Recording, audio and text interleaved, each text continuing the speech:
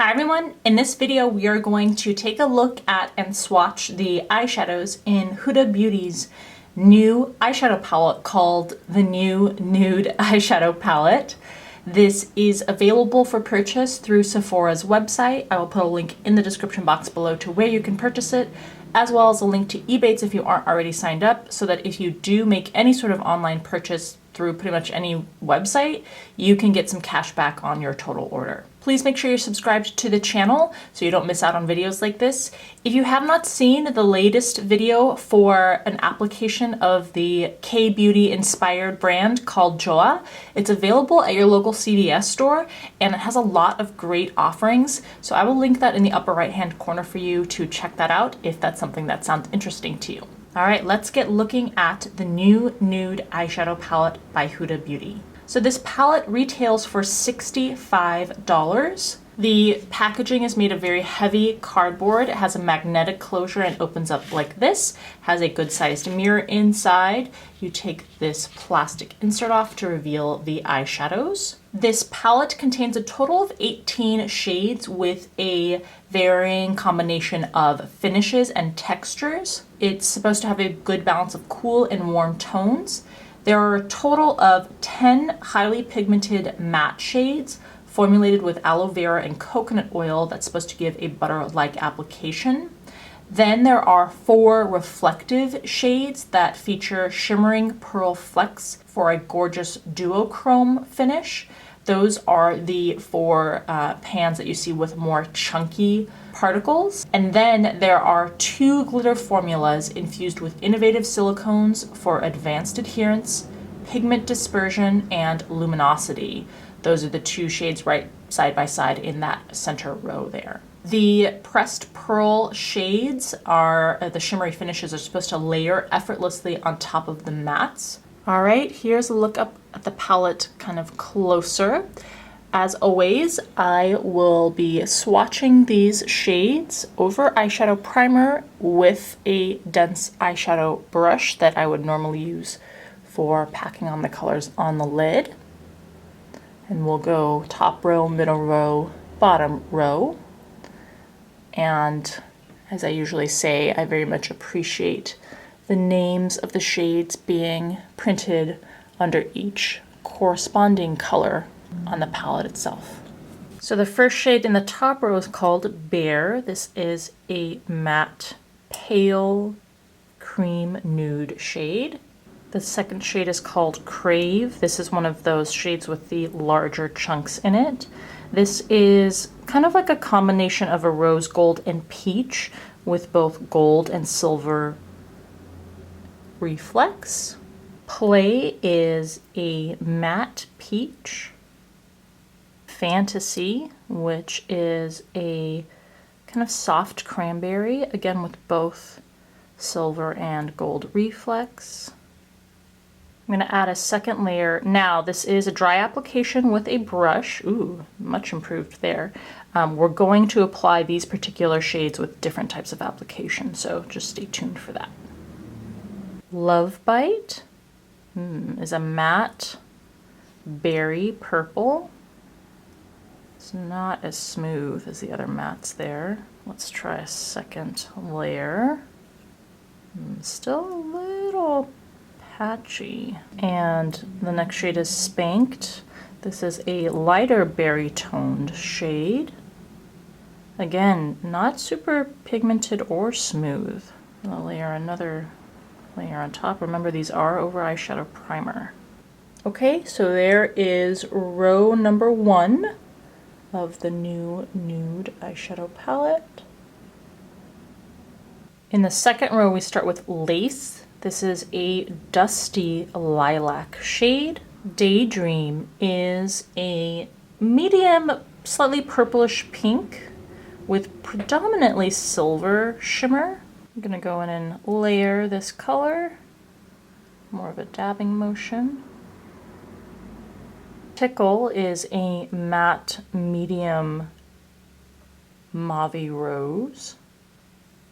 Excite, which is the first of those glittery shades, is a rich Christmassy red.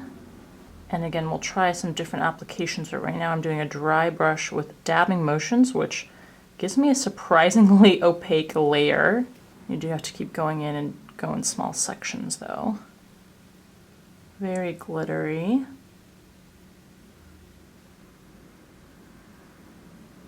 The next glittering shade is called Infatuated, and this is more of a maroony brown with gold and purple glitter.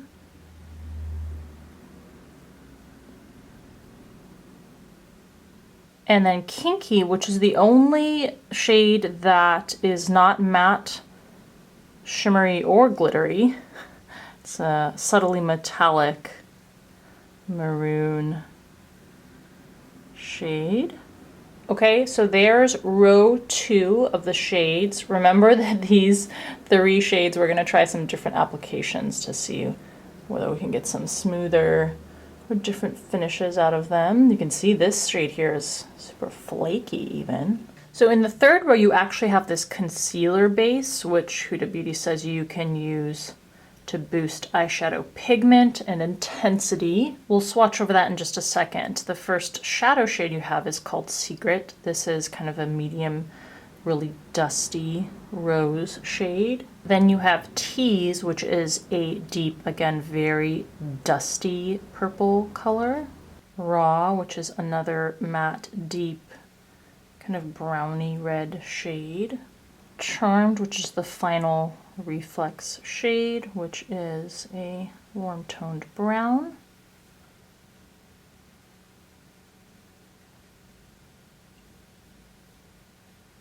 And Teddy, which is a matte, kind of pinky deep nude. All right, there is the final row in the new nude palette. Okay, so let's test that concealer. On this side, I have the regular eyeshadow primer, and on this side, we have the concealer that comes in the palette. So I'm going to swatch the shade Love Bite, which is in the top row, which was kind of patchy, as you can see, over regular primer. And then let's put it over the concealer instead. Oh, it is deeper and richer in pigmentation. It has almost like a wet kind of finish to it, and it is definitely more smooth. Let's see if it has any noticeable effect for the more chunky shades. This is the shade Daydream over regular primer. 2 layers applied, and then over the concealer.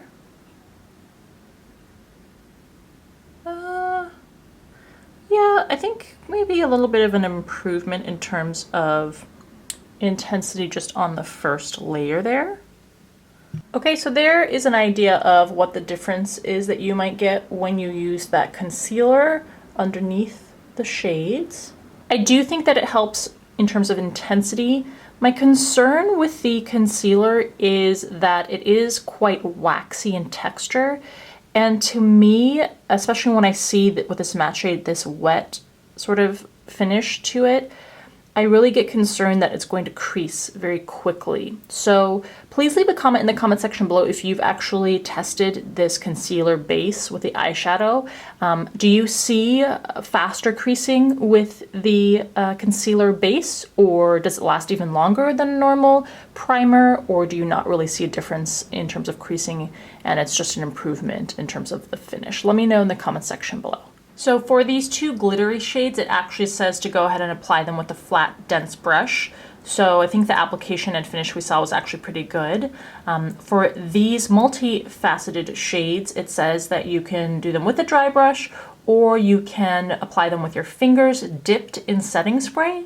So I'm gonna do finger applications for you on those 4 shades, and I guess spritz my fingers with setting spray before application. Okay, so first is Crave, then Fantasy. I don't love the idea of putting setting spray on my fingers before applying, but you do get a very smooth finish. Then Daydream. and Charmed. Let's do normal dry finger applications side by side. So first we have Crave, and then Fantasy. You get more of a strong punch of metallic shimmer with this application. This is a little more watered down than Daydream and Charmed. Okay, those are your multifaceted shades with finger applications. The ones on the left are with setting spray and the ones on the right are without setting spray. And just to give you an idea, after those brush and finger swatches, this is what the palette looks like. You can see definitely the multifaceted shades are getting a bit messy. All right, there is the new Nudes eyeshadow palette.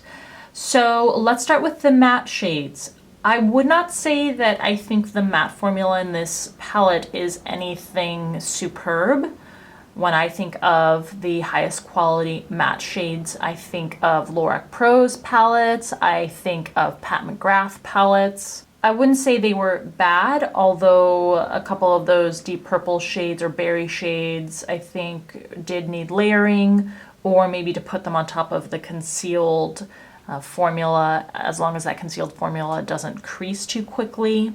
When we think of the multifaceted shades, I think that at the end of the day, they look very unique in the pan and different, but when it comes down to what they look like on application, I don't really think that they look dramatically different from a lot of metallic shades that you get in other palettes.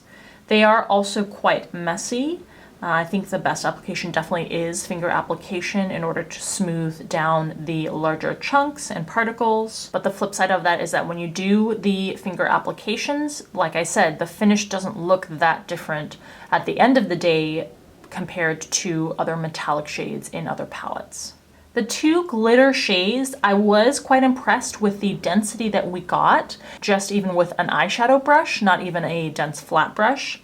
That said, they're very messy. I spent a lot of time, it's not shown on camera, but I had to take a couple of makeup wipes to try to get the glitter particles off of my arm from the swatches.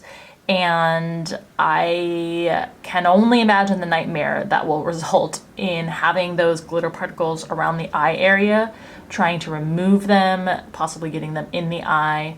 So my personal preference on a palette like this would not be to not have those shades, or at most have one of the pans have that kind of formula, because realistically speaking, I'm not putting glitter on my eyes more than maybe once or twice a year for some sort of holiday or costume party.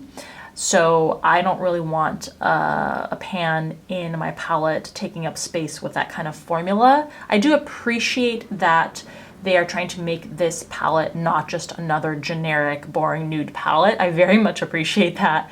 But at the same time, I honestly, at the end of the day, think that those two pans are more wasted space. I would have rather had a metallic formula shade in there, or even another matte or multifaceted shade. So is this palette worth $65? I know there was a lot of attraction and hype around this palette. I personally wouldn't say so with the shades and formula that you are getting for that price point, but I can easily see the attraction that some people would have to the palette. So please leave a comment for all of us to share your experience with the palette, or your thoughts on the swatches and on the color range and different finishes. As always, thank you for taking the time to watch. I hope this video was helpful to you if you were interested in this palette, and I'll see you in the next video.